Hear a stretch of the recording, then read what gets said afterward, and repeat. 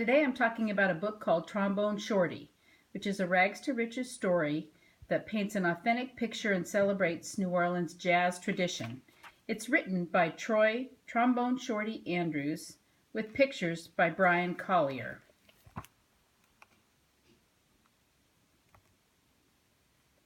Trombone Shorty was born and grew up in New Orleans in a neighborhood called Trombone.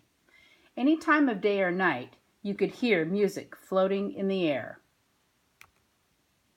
And there was music in my house, too. My big brother, James, played the trumpet so loud you could hear him halfway across town. He was the leader of his own band, and my friends and I would pretend to be in the band also. But first, I needed an instrument. The great thing about music is that you don't even need a real instrument to play, so my friends and I decided to make our own.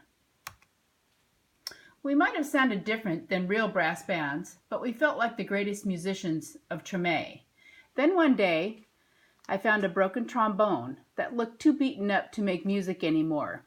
It didn't sound perfect, but finally, with a real instrument in my hand, I was ready to play.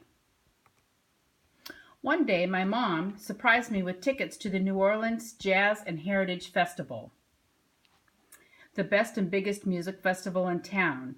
We went to see Bo Diddley, who my mom said was one of the most important musicians of all time. As I watched him on stage, I raised my trombone to my lips and started to play along. He stopped his band in the middle of the song and asked the crowd, "Who's that playing out there?" What do you think happened next in this story? Trombone Shorty was only 4 years old when he was on stage with Bo Diddley. This book is recommended for kids ages 6 to 10 and anyone who is interested in music, history, inspiration to follow your dreams, or of course you, if you want to know the rest of the story of Trombone Shorty.